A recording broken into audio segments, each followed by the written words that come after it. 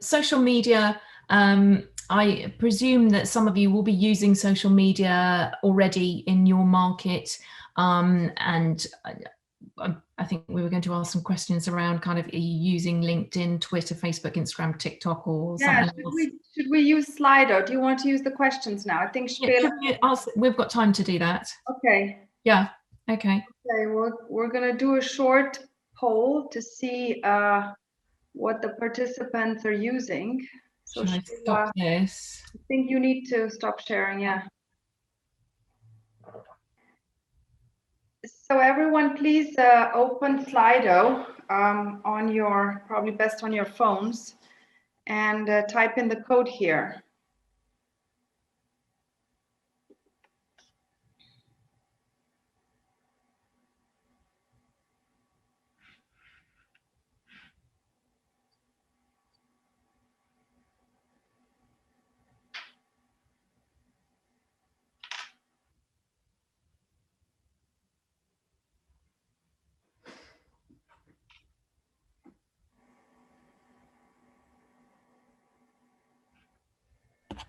Sorry, is it me being silly, or you can just select one? I don't know, Claire. How many can we select? I don't know. I think you can select more than one, can you? I think just one, yeah. Just one. Okay. So should we put which one you're using most commonly or most often? Yes. Yeah.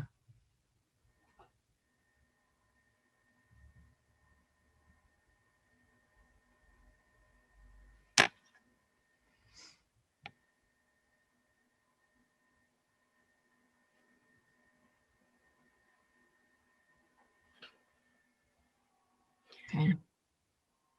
Yeah, Facebook is popular in Slovenia. Yeah, which is quite interesting actually, because for the UK, it's very much not for business. It's not, right, for the UK. Yeah. It's LinkedIn is #1 and Twitter #2, depending on the industry. That's the big difference, because here Twitter is used mostly by politicians and media. Yeah. And not by business. Okay, and Facebook's very much just kind of personal social media here. Okay, it's really interesting. And then should we switch to the next question around if you have a written strategy around your social media?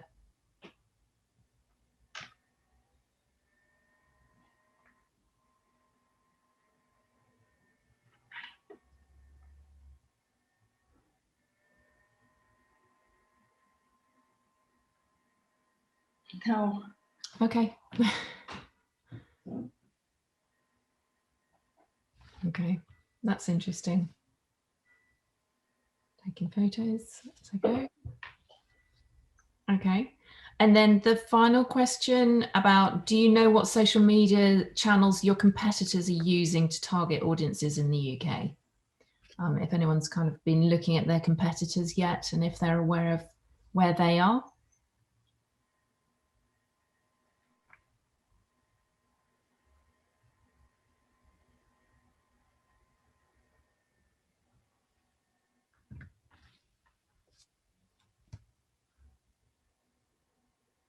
Okay, that's quite interesting. So hopefully some people are aware of kind of how there's kind of like a real bias towards LinkedIn and Twitter, particularly for business. Whereas Facebook, I think for B2C companies, that makes a lot more sense, but B2B is rarely on Facebook. Okay, thank you, everybody. Right, I'll reshare.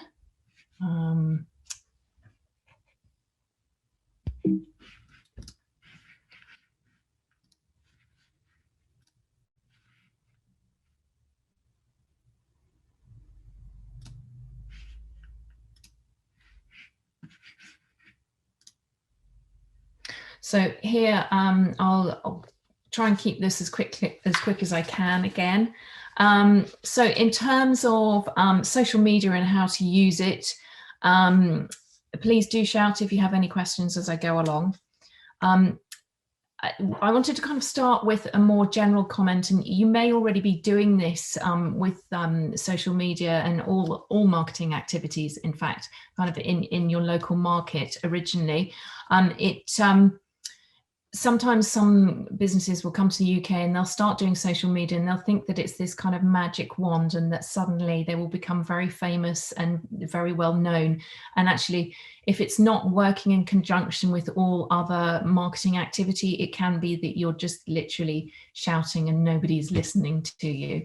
So I think with all of this, so be that PR, social media, any owned content that you're creating, any paid media, it all needs to work in conjunction with each other with the same messages, as I mentioned earlier on, just to convey that kind of consistent reputation to potential audiences. So it's also worth considering that social media, it isn't that magic wand, and actually you need to think about all of your marketing activity together before you jump into social media, just to kind of make sure that you know where it's heading, what you want to be saying, who you want to say it to, and where as well. So in terms of content, I'm sure you'll know this if you're running social media activities already. It's all about making it meaningful. We are constantly bombarded with different messages every day. There's 500 million tweets, there's 4.3 billion Facebook messages and 5 million hours of YouTube footage uploaded and posted every single day. So it's important about making your content very meaningful.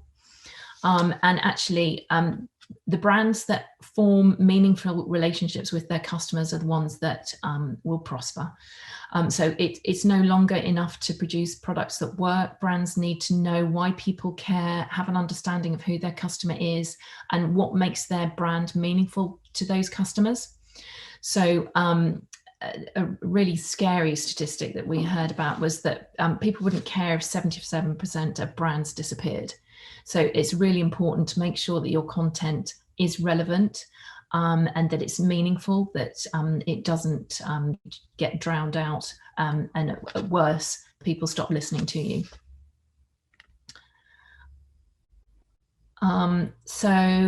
Looking at you in the UK, so any brand coming to the UK, people will Google your name. They'll look at your website. They'll look at your social media. They'll look at who's working with you and for you on LinkedIn.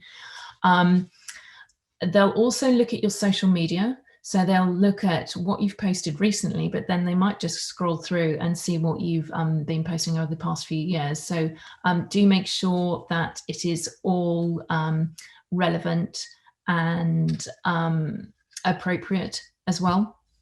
And people will base their judgments on what they can find out about you online. So one of the things that we will say is that it's really important when you're coming to the UK to make your UK website look the best that it can, and that your social media gives the right impression, because as I mentioned earlier, those first impressions really do count. I think we've touched on this already. Specifically for B2B in the UK, the biggest platforms are LinkedIn and Twitter. For B2C, it's Facebook, Instagram as well. Instagram is only really relevant for B2B if it's a very visual sector. So if it's, for example, design and architecture and so on. Obviously on the consumer side, there's a lot more choice. In terms of social media planning, some of you are already working and you have a strategy, so you kind of have an understanding of what you're planning to do with your social media and what you hope it can achieve. It doesn't necessarily translate. So actually what might work in one market may not work in another. It's one of those things that we all know. Always keeping it specific and concise, and making your strategy achievable and measurable is always a very sensible step as well. We've borrowed this lovely slide from HubSpot, who have some really great kind of directions in terms of social media strategy. And here it's very much about looking at what your business objective is. So be that you're coming as a new brand to the UK, in which case you very much need to have that startup mentality. Or if you're a larger brand that's already in the UK and you just want to take things up a notch, what your business objective is, what your social media goal is, then plays back to that, and then what the metrics are. So be that if you're looking to grow your followers, you're looking for engagement, you're looking for clicks through to your website, it's important that you have that strategy in place so that you know you're using the right tactics to drive those metrics. Okay, now my slides are frozen. There we go. So getting started, I know Emma touched on this last week as well, looking at your audience and knowing what social media works for them. It's always a question of figuring out what channel is best, who your audience is, how do we reach them, what kind of content are you going to be posting? Are they going to engage with very visual content, or are they looking for white papers, that kind of thing? How often you're going to post, because with social media, the more frequent the posting, the better the engagement. But then, you know, how much time do you want to invest in it as well? Who's going to be responsible for running it every day, because it is a time commitment, particularly answering questions and being responsive, and also looking at other content that you can share. That does take time. So think about that. If there's someone that is looking after social media for you that you can use, or if somebody can take that job on. So it is a commitment. And it just to remind you, it's not like your personal social media. It's a very different ball game. Sorry, Claire, there's a question in the chat.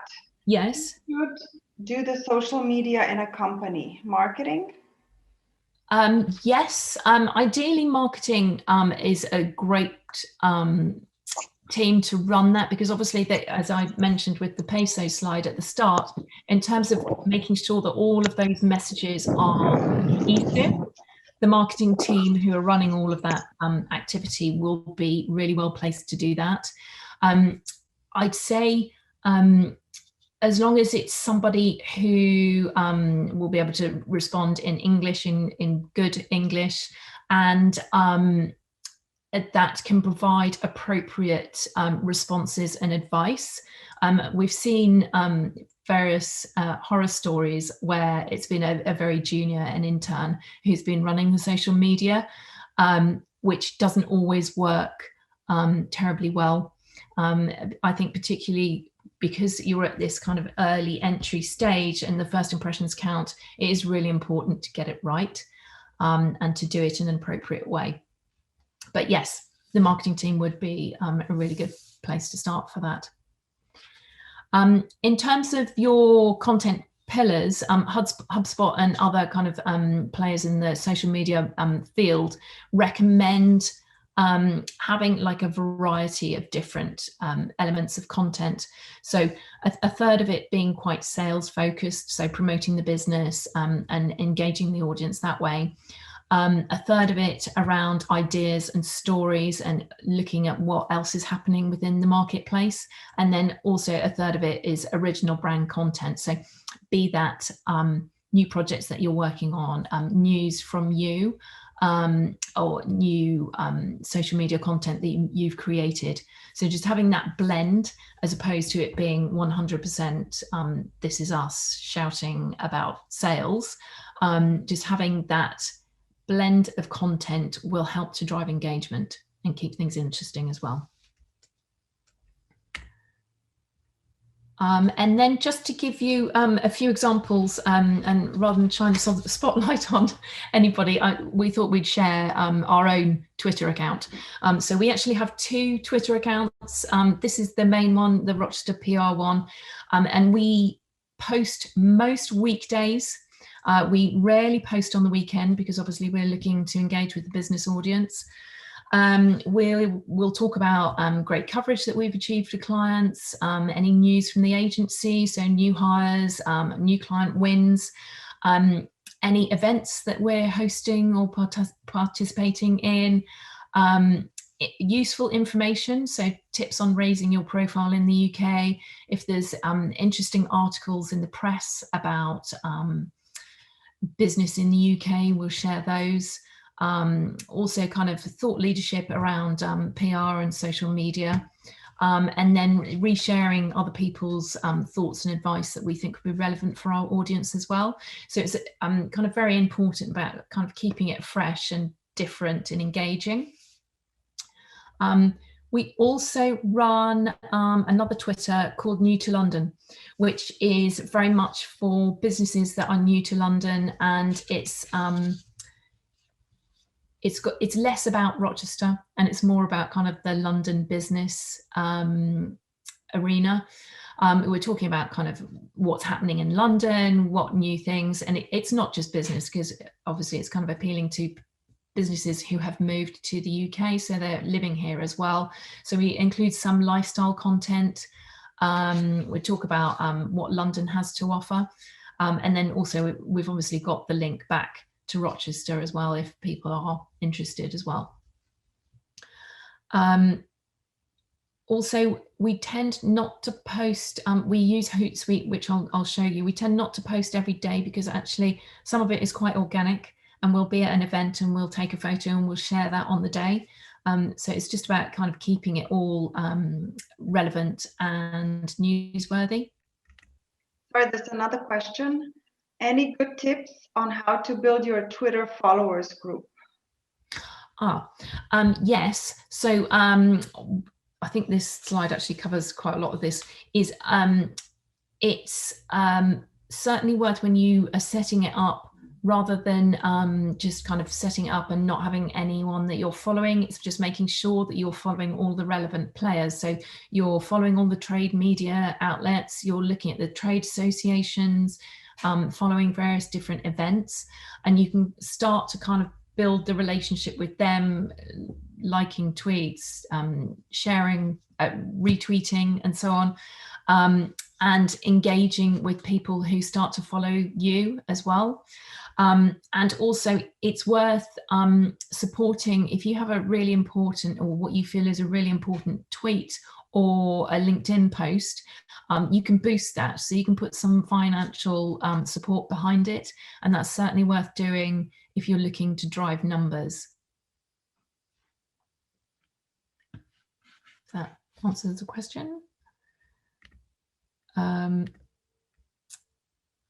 Also, in terms of when you're posting, think about the hashtags, visuals as well that haven't been used anywhere else. And as I mentioned, putting some money to boost posts and so on works really well in terms of driving followers and numbers.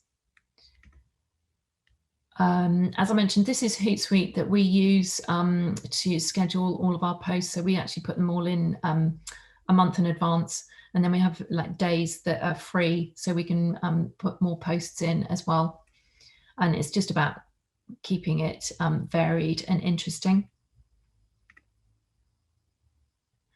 LinkedIn, I think as we mentioned earlier on, is a really great place to start, because actually you can start looking at your competition as a first step. Also to get yourself kind of established in the UK marketplace. It's going to be one of the first places that people will go to look you up. So you need to make sure that it looks good. And there's two areas. Obviously, there's your own personal LinkedIn, which is important to get that looking right, but then also the business page as well. LinkedIn is super busy. It takes a lot of time and effort and kind of being very proactive to make sure that it's relevant and that you don't neglect it. It is hugely popular within the business community in the UK. There are some people who are jumping on it and saying happy birthday left, right and center, but actually I'd recommend kind of keeping it to just talking shop. It's a really good place to reach out to people that you've found through your market research. So be that people, key players at trade associations or at the trade media. And then there's also different groups and pages that you can follow and actually start to participate in conversations.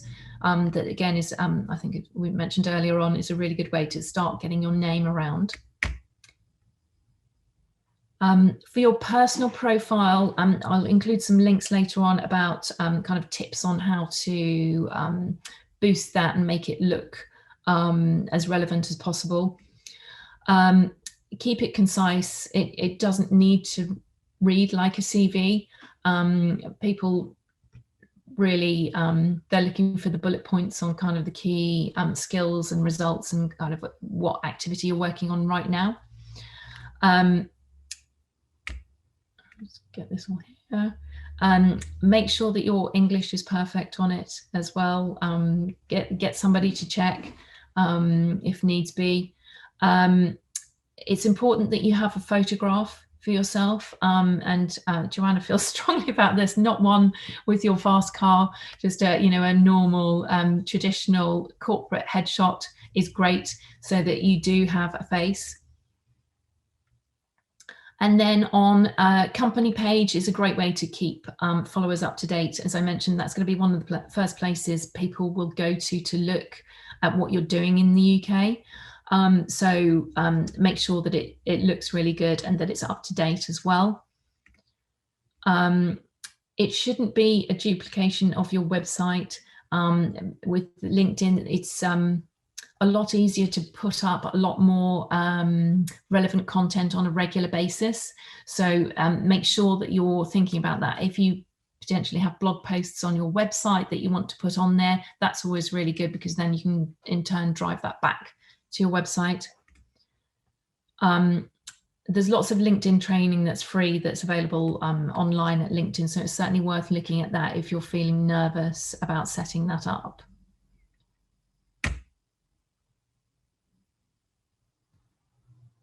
And then also in terms of social media, I think I mentioned this before, look at your competition, look at where they are dominant. Are they doing everything on Twitter? Is it everything on Instagram, depending on the market?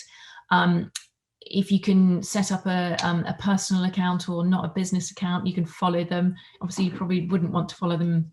I know Coke and Pepsi do it, but I don't know, I find it quite a step to be following a competitor.